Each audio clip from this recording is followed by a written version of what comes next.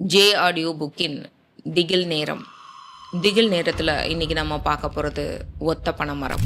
தாராபுரத்தில் BSc படித்து முடித்த சிவா வேலை தேடிட்டு இருந்தான். அப்போ அவனுக்கு கோயம்புத்தூரில் வேலை கிடச்சிது. அவன் கோயம்புத்தூரில் சரவணப்பட்டியில் இருக்கிற ஜெயலக்ஷ்மி பிஜியில் தங்க போகிறான். அவன் தங்க போகிற பிஜியில் இருக்கிற ஆபத்து அவனுக்கு அப்போ தெரியல. அந்த பிஜிக்கு நேராக இருக்கிற அந்த ஒத்த பனை மரம் தான் அதுக்கு எல்லாத்துக்குமே காரணம்னு அவனுக்கு கூடிய சீக்கிரம் தெரிய வரும். அவன் ரொம்ப சந்தோஷமாக வார்டனை பார்த்து பேசிட்டு ரூம் கீயை வாங்கினான். Room number A13. அவன் ரூம் போகிற வழியிலேயே அவனுக்கு ஒரு சத்தம் கேட்டுது. ஆனால் அவன் அதை அப்போ பெருசாக எடுத்துக்கவே இல்லை. ஃபர்ஸ்ட் ஃப்ளோரில் இருக்கிற அந்த ரூம் நம்பர் A13 முன்னாடி போய் நிற்கிறான். நின்ன உடனே அவனுக்கு ஒரு பெரிய அதிர்ச்சி. என்னன்னா, அந்த ரூம் ஏற்கனவே திறந்துருந்தது. ஆனால் சாவி இவங்கிட்ட தானே இருக்குது. அப்போ தான் அவனுக்கு தெரிஞ்சுது அது ஒரு 2 ஷேரிங் ரூம்னு. அவன் உள்ளே போகிறான். அவன் உள்ளே போன உடனே அவனுக்கு ஒரு சத்தம் கேட்குது. எங்கேன்னு பார்த்தா பாத்ரூமில் இருந்து. அப்போ தான் சுர்ஜித் வெளியில் வரான். வெளியில் வந்து சுர்ஜித் கிட்ட சிவா தன்னைத்தானே அறிமுகப்படுத்திக்கிட்டு எந்த ஊர்லேருந்து வந்தேன், என்ன ஏதுங்கிறத இன்ஃபர்மேஷனை ஷேர் பண்ணிக்கிறாங்க. சுர்ஜித்தும் அவன் யார் அப்படிங்கிறத சிவா கிட்ட ஷேர் பண்ணிக்கிறான். 2 பேரும் ரொம்ப நேரம் பேசிக்கிட்டதில் மணி போனதே தெரியல. சிவா எதேச்சியாக அவனோட ஃபோன் எடுத்து பார்க்குறான். மணி 8. சரின்னு சொல்லிட்டு சுர்ஜித்தை வாங்க சாப்பிட்லாம், டின்னருக்கு போகலாம் அப்படின்னு கூப்பிட்றான். சுர்ஜித் வந்து எனக்கு சாப்பிட பிடிக்கல, நீ போய் சாப்பிட்டு வா அப்படின்னு சிவா கிட்ட சொல்ல சிவா அங்கேருந்து கிளம்பி கீழே வரான். சிவா கிரவுண்ட் ஃப்ளோரில் இருக்கிற டைனிங் ஹாலுக்கு போயிட்டு ஓரமாக ஒதுங்கி நின்னான். ஏன்னா அவனுக்கு அன்னைக்கு தான் புதுசு, யாரையுமே வேற தெரியல. பின்னாடியிலேருந்து ஹாய் ப்ரோ அப்படின்னு மனோஜ் சொல்ல சிவா திரும்பி பார்க்குறான். என்னடா அது ரொம்ப தெரிஞ்ச குரல் மாதிரி இருக்கே அப்படின்னு திரும்பி பார்த்தா அவனுக்கு அப்போ தான் தெரியுது அவரும் தாராபுரத்தை சேர்ந்தவர் அப்படின்னு. ஸோ அவனுக்கு பயங்கர சந்தோஷம். ஓகே, நம்ம ஊருக்காரரு அப்படின்னு உடனே 2 பேரும் சேர்ந்து உட்காந்து சாப்பிட ஆரம்பிக்கிறாங்க. அப்போ மனோஜ் சிவாவை பார்த்து நீ எந்த ரூமில் தங்கியிருக்க அப்படின்னு கேட்டான். சிவா A13 அப்படின்னு சொன்ன உடனே மனோஜோட முகம் லைட்டாக மாற ஆரம்பிச்சுது. சிவாவால் அதை உடனேவே ரெக்கக்னைஸ் பண்ணி ஏன் உங்கள் முகம் மாறுது அப்படின்னு கேட்டான். அதுக்கு மனோஜ், நீ நாளைக்கு உன் வேலையெல்லாம் முடிச்சுட்டு வார்டன் கிட்ட போய் முதல்ல அந்த ரூமை சேஞ்ச் பண்ணு அப்படின்னு சொன்னான். சிவா ஒன்றுமே புரியாமல் ஏன் அப்படின்னு கேட்குறான். அப்போ மனோஜ், அது உனக்கு தேவையில்லாதது, நான் உன் நல்லத்துக்கு தான் சொல்லுவேன். நீ நாளைக்கு அந்த ரூமை முதல்ல மாற்றிடு. சிவா சாப்பிட்டுட்டு அதை பற்றி யோசிச்சுக்கிட்டே அவன் ரூமுக்கு போகிறான். சிவா உள்ளே போகும்போது சுர்ஜித் தூங்கிட்டு இருந்தான். ஸோ அவரை டிஸ்டர்ப் பண்ணக்கூடாதுன்னு சொல்லிட்டு சத்தம் போடாமல் அவனும் அவன் பெட்டில் போய் படுத்துக்கிட்டான். படுத்துட்ட உடனே அவனுக்கு புது இடங்கிறதுனால தூக்கம் வரல. ஸோ அவனோட செல்லை எடுத்து அவன் எதையோ பார்க்க ஆரம்பிக்கிறான். செல்ஃபோன் ஆஃப் பண்ணிவிட்டு தூங்கிறதுக்காக ட்ரை பண்ணான். சரி, தூக்கம் வரலையேன்னு சொல்லிட்டு நல்லா இழுத்து மூடி தூங்கினா அவனுக்கு தூக்கம் வருமோ அப்படின்னு நினச்சி போர்வை இழுத்து மூடினான். அப்படி அவன் இழுத்து மூடி தூங்க ட்ரை பண்ணாலும் அவனால் அங்கே தூங்க முடியல. உடம்பெல்லாம் வேர்த்து விட்டுது. அவனால் அதுக்கு மேலே ஒன்றுமே பண்ண முடியல. ஸோ போர்வை எடுத்து அவன் வெளியில் எட்டி பார்த்தான். ஏசியும் ஓடலை, ஃபேனும் ஓடலை. ஆனால் பக்கத்தில் இருக்கிற சுர்ஜித்தை பார்த்தா நிம்மதியாக தூங்கிட்டு இருந்தான். சுர்ஜித்தையே பார்த்துட்டு இருந்த சிவா திடீர்னு ஜன்னல் ஓரத்தில் ஒரு உருவம் போகிறத பார்க்குறான். பயந்து போன சிவா எழுந்து போய் ஜன்னல் கிட்ட அப்படி என்னதான் இருக்குன்னு பார்க்க போகிறான். அப்போது ஜன்னல் சைடு யாருமே இல்லை அப்படின்னு தெரியுது அவனுக்கு. அவன் திரும்பலான்னு நினைக்கும் போது திடீர்னு ஒரு கை வந்து ஜன்னலை தட்டுச்சு.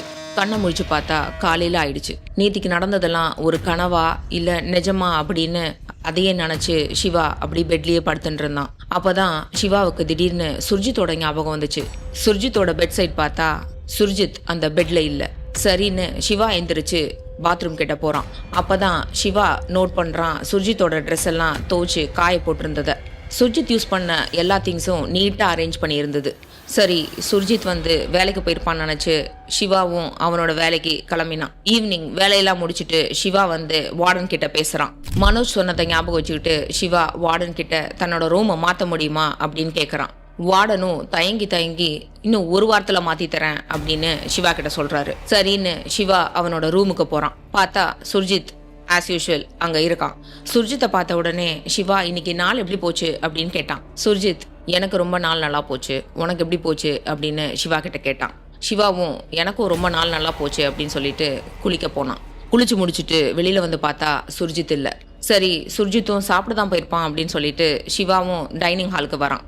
டைனிங் ஹாலில் மனோஜ் சிவாக்காக ஒரு பிளேட் எடுத்து வச்சுட்டு அவனுக்காக வெயிட் பண்ணிட்டு இருந்தான். சிவாவும் மனோஜ் பக்கத்தில் போய் உட்காந்துட்டு சுர்ஜித்தையே தேடி பார்த்துட்டு இருந்தான். மனோஜ் உடனே என்ன ப்ரோ, யாரை தேடுறீங்க அப்படின்னு கேட்குறான். சிவா உடனே என்னோட ரூம்மேட் சுர்ஜித்தை தான் தேடுறேன் அப்படின்னு சொல்லி சாப்பிட ஆரம்பிக்கிறான். மனோஜ் உடனே என்ன பேர் சொன்னீங்க அப்படின்னு சிவா கிட்ட கேட்குறான். சிவா உடனே சுர்ஜித் ப்ரோ, ஏன் ஏதாவது பிரச்சனையா? உடனே மனோஜ், சுர்ஜித் உன் ரூம்ல எத்தனை நாளா இருக்கான் சொல்லு. நான் போகும்போதே அவர் அந்த ரூம்ல இருந்தார் ப்ரோ. ஏன் என்னாச்சு?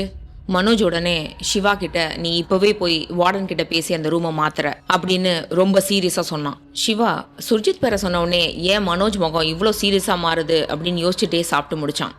சாப்பிட்டு முடிச்ச உடனே போய் வார்டனை பார்க்க போனான். பார்த்தா வார்டன் அங்கே இல்லை. சரி, மறுநாள் காத்தால பேசிக்கலாம் அப்படின்னு சொல்லிட்டு அவன் ரூமுக்கு போயிட்டான். ரூம் போய் பார்த்தா சுர்ஜித் நல்லா தூங்கிட்டு இருந்தான். சிவா உள்ளே போகும்போது தூங்கிட்டு இருந்த சுர்ஜித்தை பார்த்துட்டு, நம்ம போகும்போது இல்லை ஆனால் கரெக்டாக வரும்போது தூங்க ஆரம்பிச்சிட்டாரு அப்படின்னு யோசிச்சுட்டே அவனும் அவன் பெட்டில் போய் படுக்கிறான். நேற்று மாதிரியே இன்னைக்கும் தூக்கம் வராதோன்னு நினச்ச சிவா அன்னைக்கு ரொம்பவே நல்லா தூங்கினான். திடீர்னு நடுராத்திரி அவனோட நெத்தி வேர்க்க ஆரம்பிச்சுது. டிஸ்டர்ப் ஆகி கண் முழிச்ச சிவா ஃபேனுக்கு கீழே ஒரு கால் இருந்த பார்க்குறான். டக்குன்னு எந்திரிச்சு கட்டில் ஓரமாக உட்காந்துட்டான். எழுந்து உட்காந்தவன் திரும்பி ஃபேனை பார்த்தான். பார்த்தா ஃபேன் ஓடலை, அப்படியே தான் இருந்தது. டக்குன்னு அவன் உடனே சுர்ஜித்தை திரும்பி பார்த்தான். சுர்ஜித் ஒரு மூலையில் தரையில் உட்காந்துட்டு அழுதுகிட்டு இருந்தான். சிவாவுக்கு என்ன பண்ணுறதுன்னே தெரியல. மெதுவாக அவன் பெட்லேருந்து இறங்கி சுர்ஜித் கிட்ட போகிறான். சுர்ஜித் ரூம் ஓரத்தில் குத்த வச்சு உட்காந்து அழுதுகிட்டு இருந்தான். சிவா சுர்ஜித் பக்கத்தில் போயிட்டு சுர்ஜித் சுர்ஜித் அப்படின்னு கூப்பிடுறான். திடீர்னு அவன் பின்னாடி இருந்து சிவா அப்படின்னு ஒரு சவுண்டு வருது.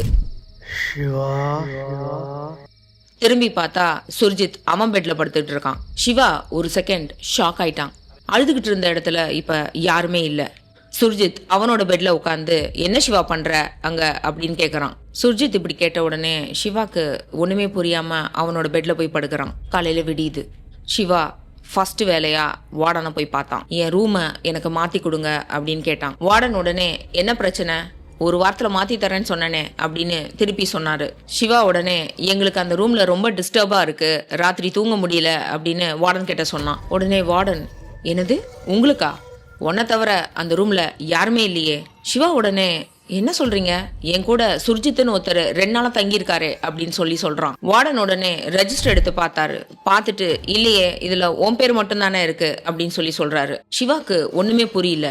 உடனே வார்டன், சரி நீ இன்னைக்கு நைட்டு மட்டும் அட்ஜஸ்ட் பண்ணிக்கோ, நாளைக்கு உனக்கு உடனே ரூம் மாத்தி தரேன் அப்படின்னு சொல்றாரு. சரின்னு சிவா வந்து அன்னைக்கு வேலையை பார்த்துட்டு நைட்டு ரூம்குள்ள போறான். பார்த்தா அந்த ரூம்ல யாருமே இல்ல. சிவாவும் ஒண்ணுமே புரியாம அன்னைக்கு நைட் சாப்பிட போறான். 2 நாளா அவன் கூட உட்கார்ந்த மனோஜ் அன்னைக்கு அவன் கூட உட்காரல. சிவாவும் ஒண்ணுமே புரியாம ஒரு மூலையில போய் தனியா உட்காந்து சாப்பிட ஆரம்பிச்சான். சாப்பிட்டு முடிச்சுட்டு யார் கூடயுமே பேசாம நேரா அவன் ரூம்குள்ள போயிட்டான். தூங்கிட்டு இருந்த சிவாவுக்கு திடீர்னு ஒரு கதவு தட்டுற சத்தம் கேக்குது. போய் கதவை திறந்து பாக்குறான். அங்க யாருமே இல்ல.